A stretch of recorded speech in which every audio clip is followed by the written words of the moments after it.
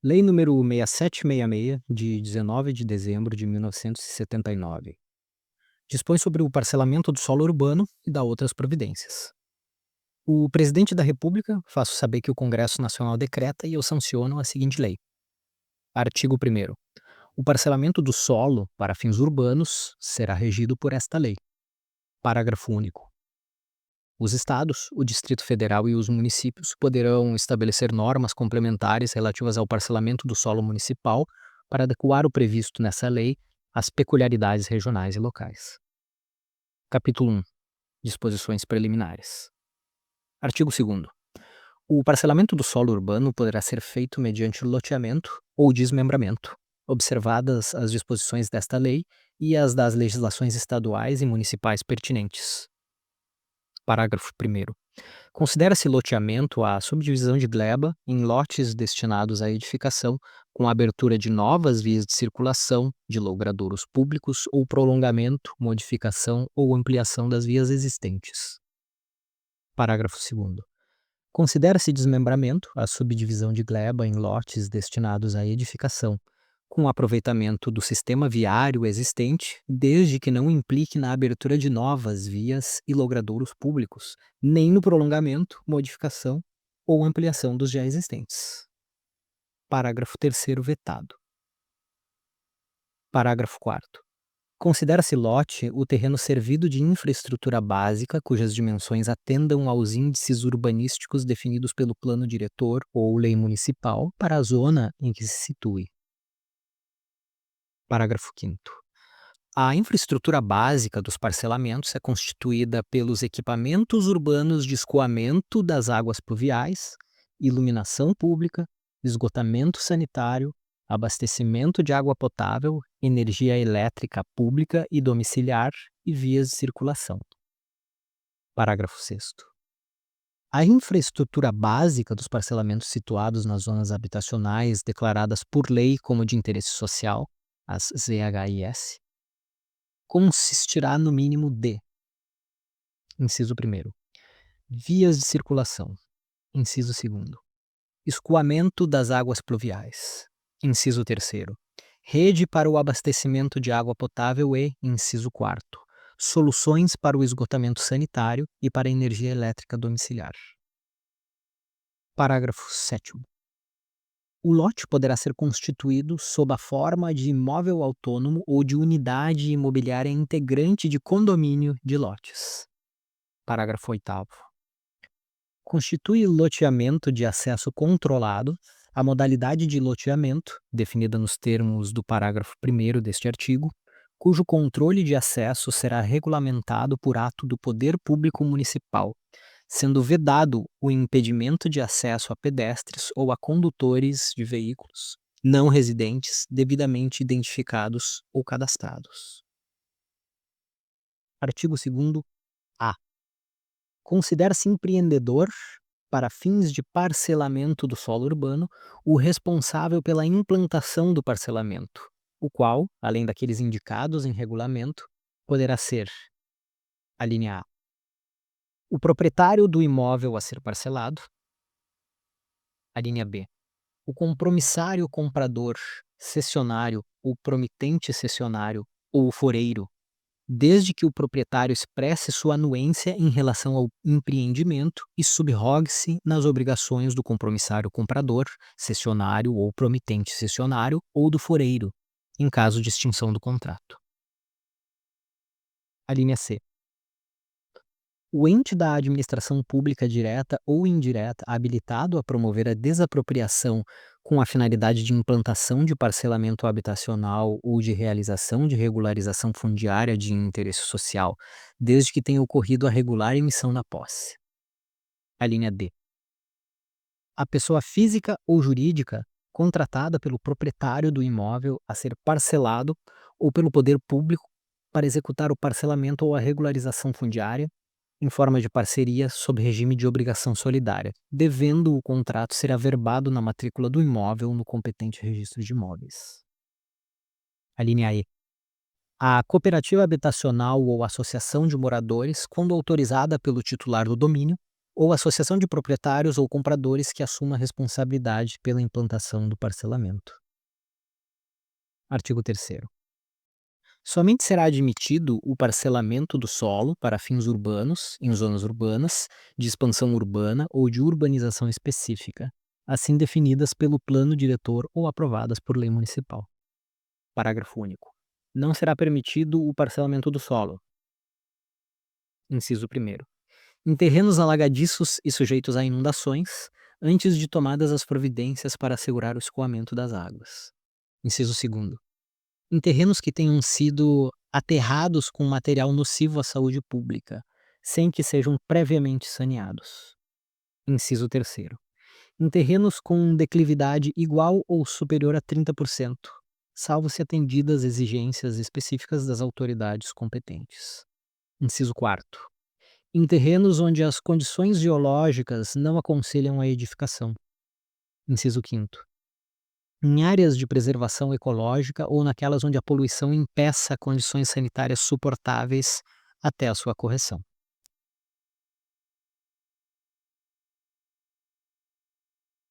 Capítulo 2. Dos requisitos urbanísticos para loteamento. Artigo 4º. Os loteamentos deverão atender, pelo menos, aos seguintes requisitos. Inciso 1º. As áreas destinadas a sistemas de circulação, a implantação de equipamento urbano e comunitário, bem como a espaços livres de uso público, serão proporcionais à densidade de ocupação prevista pelo plano diretor ou aprovada por lei municipal para a zona em que se situem. Inciso 2º.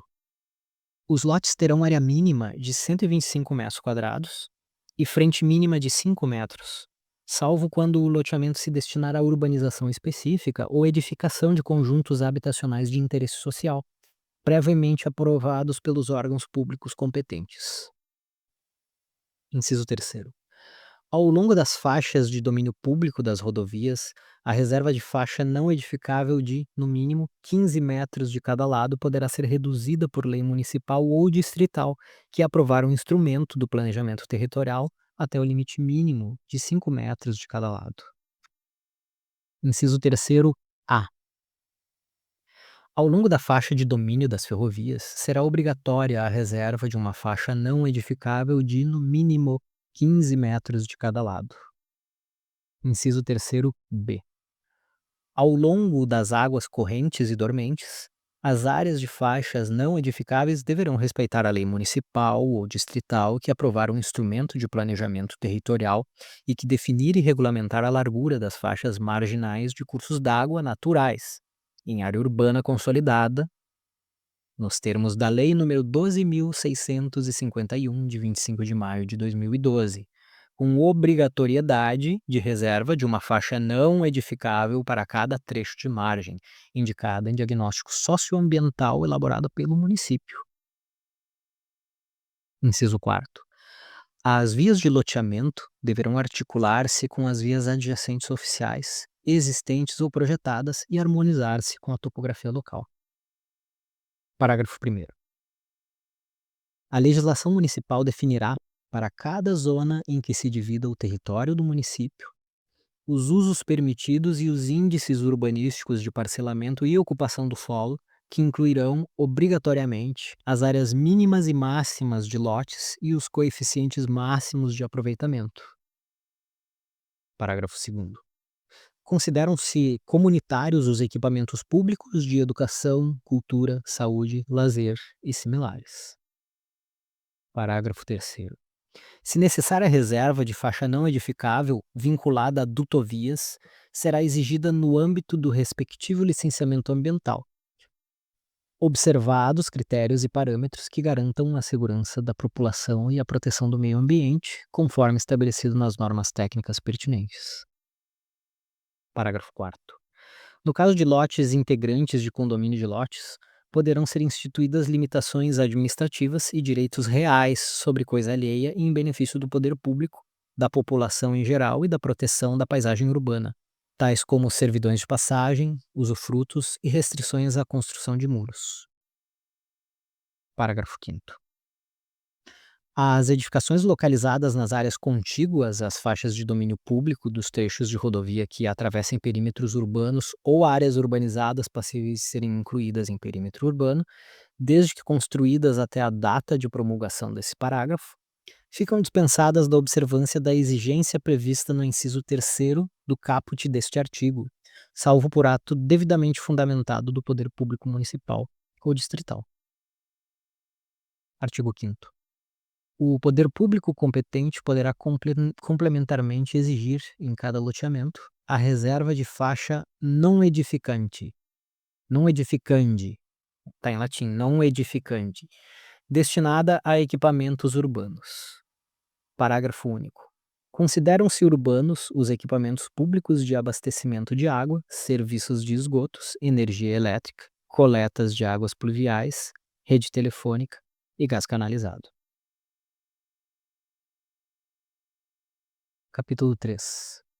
Do projeto de loteamento. Artigo 6º.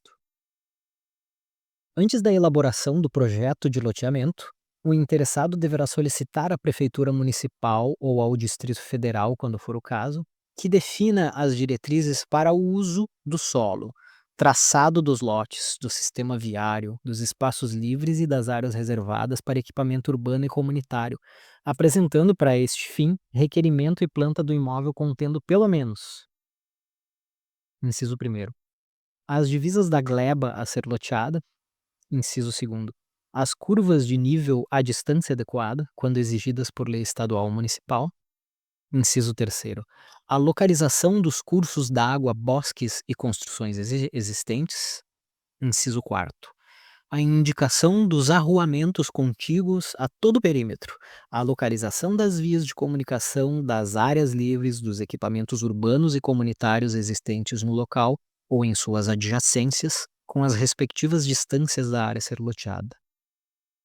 Inciso 5º, o tipo de uso predominante a que o loteamento se destina. Inciso 6º, as características, dimensões e localização das zonas de uso contíguas. Artigo 7º. A Prefeitura Municipal ou o Distrito Federal, quando for o caso, indicará nas plantas apresentadas junto com o requerimento, de acordo com as diretrizes de planejamento estadual e municipal. Inciso 1º, as ruas ou estradas existentes ou projetada SIC, que compõem o sistema viário da cidade e do município, relacionadas com o loteamento pretendido e a serem respeitadas. Inciso 2º, o traçado básico do sistema viário principal. Inciso 3º, a localização aproximada dos terrenos destinados a equipamento urbano e comunitário e das áreas livres de uso público. Inciso 4º, as faixas sanitárias do terreno necessárias ao escoamento das águas pluviais e as faixas não edificáveis. Inciso 5º, a zona ou zonas de uso predominante da área, com indicação dos usos compatíveis. Parágrafo único. As diretrizes expedidas vigorarão pelo prazo máximo de 4 anos. Artigo 8º. Os municípios com menos de 50.000 habitantes e aqueles cujo plano diretor contiver diretrizes de urbanização para a zona em que se situe o parcelamento poderão dispensar, por lei, a fase de fixação de diretrizes previstas nos artigos 6º e 7º desta lei. Artigo 9º.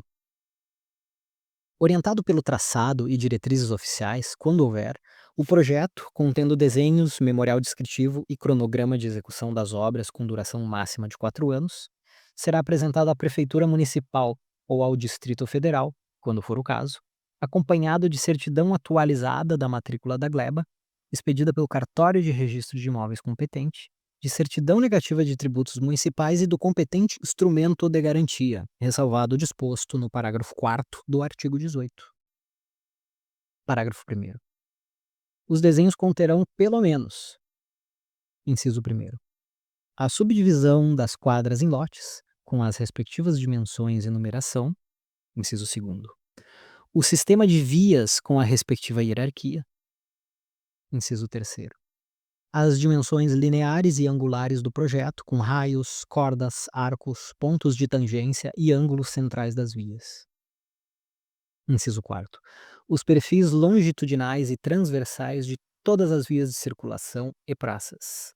Inciso quinto, a indicação dos marcos de alinhamento e nivelamento localizados nos ângulos de curvas e vias projetadas. Inciso sexto, a indicação em planta e perfis de todas as linhas de escoamento das águas pluviais. Parágrafo segundo, o memorial descritivo deverá conter, obrigatoriamente, pelo menos: inciso primeiro, a descrição sucinta do loteamento, com as suas características e a fixação da zona ou zonas de uso predominante. Inciso segundo, as condições urbanísticas do loteamento e as limitações que incidem sobre os lotes e suas construções, além daquelas constantes das diretrizes fixadas.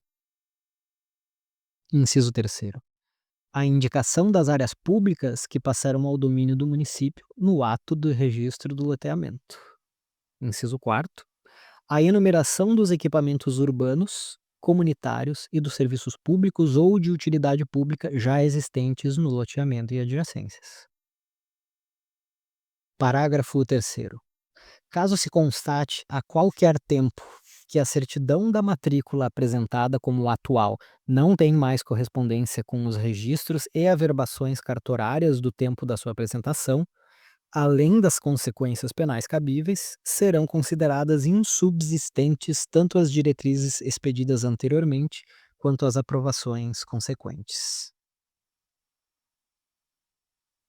Capítulo 4 do projeto de desmembramento. Artigo 10. Para a aprovação de projeto de desmembramento, o interessado apresentará requerimento à Prefeitura Municipal ou ao Distrito Federal, quando for o caso, acompanhado de certidão atualizada da matrícula da gleba, expedida pelo cartório de registro de imóveis competente, ressalvado o disposto no parágrafo 4º do artigo 18, e de planta do imóvel a ser desmembrado contendo: inciso 1º, a indicação das vias existentes e dos loteamentos próximos. Inciso 2º, a indicação do tipo de uso predominante no local. Inciso 3º, a indicação da divisão de lotes pretendida na área. Artigo 11. Aplicam-se ao desmembramento, no que couber, as disposições urbanísticas vigentes para as regiões em que se situem ou, na ausência destas, as disposições urbanísticas para os loteamentos. Parágrafo único. O município ou o Distrito Federal, quando for o caso, fixará os requisitos exigíveis para a aprovação de desmembramento de lotes decorrentes de loteamento cuja destinação da área pública tenha sido inferior à mínima prevista no parágrafo 1º do artigo 4º desta lei. Capítulo 5. Da aprovação do projeto de loteamento e desmembramento. Artigo 12. O projeto de loteamento e desmembramento deverá ser aprovado pela Prefeitura Municipal ou pelo Distrito Federal, quando for o caso, a quem compete também a fixação das diretrizes a que aludem os artigos 6º e 7º desta lei, salvo a exceção prevista no artigo seguinte. Parágrafo 1º. O projeto aprovado deverá ser executado no prazo constante do cronograma de execução sob pena de caducidade da aprovação. Parágrafo 2º. Nos municípios inseridos no Cadastro Nacional de Municípios com áreas suscetíveis à ocorrência de deslizamentos de grande impacto, inundações bruscas ou processos geológicos ou hidrológicos correlatos, a aprovação do projeto de que trata o caput ficará vinculada ao atendimento dos requisitos constantes da Carta Geotécnica de Aptidão à Urbanização. Parágrafo 3º. É vedada a aprovação de projeto de loteamento e desmembramento em áreas de risco, definidas como não edificáveis, no plano diretor ou em legislação dele derivada. Artigo 13. Aos estados caberá disciplinar a aprovação pelos municípios de loteamentos e desmembramentos nas seguintes condições. Inciso 1º. Quando localizados em áreas de interesse especial, tais como as de proteção aos mananciais ou ao patrimônio cultural, histórico, paisagístico e arqueológico, assim definidas por legislação estadual ou federal. Inciso 2º. Quando o loteamento ou desmembramento localizar-se em área limítrofe do município, ou que pertença a mais de um município, nas regiões metropolitanas ou em aglomerações urbanas definidas em lei estadual ou federal. Inciso terceiro. Quando o loteamento abranger área superior a 1 milhão de metros quadrados. Parágrafo único. No caso de loteamento ou desmembramento localizado em área de município integrante de região metropolitana, o exame e a anuência prévia à aprovação do projeto caberão à autoridade metropolitana. Artigo 14. Os estados definirão por decreto as áreas de proteção especial previstas no inciso 1º do artigo anterior. Artigo 15. Os estados estabelecerão por decreto as normas a que deverão submeter-se os projetos de loteamento e desmembramento nas áreas previstas no artigo 13, observadas as disposições desta lei. Parágrafo único. Na regulamentação das normas previstas neste artigo, o Estado procurará atender às exigências urbanísticas do planejamento municipal. Artigo 16. A lei municipal definirá os prazos para que um projeto de parcelamento apresentado seja aprovado ou rejeitado e para que as obras executadas sejam aceitas ou recusadas. Parágrafo 1º. Transcorridos os prazos sem a manifestação do poder público, o projeto será considerado rejeitado ou as obras recusadas, assegurada a indenização por eventuais danos derivados da omissão. Parágrafo 2º. Nos municípios cuja legislação for omissa, os prazos serão de 90 dias para a aprovação ou rejeição e de 60 dias para a aceitação ou recusa fundamentada das obras de urbanização. Artigo 17. Os espaços livres de uso comum, as vias e praças, as áreas destinadas a edifícios públicos e outros equipamentos urbanos constantes do projeto e do memorial descritivo não poderão ter sua destinação alterada pelo loteador, desde a aprovação do loteamento, salvo as hipóteses de caducidade da licença ou desistência do loteador, sendo, nesse caso, observadas as exigências do artigo 23 desta lei. Capítulo 6. Fica para o próximo áudio.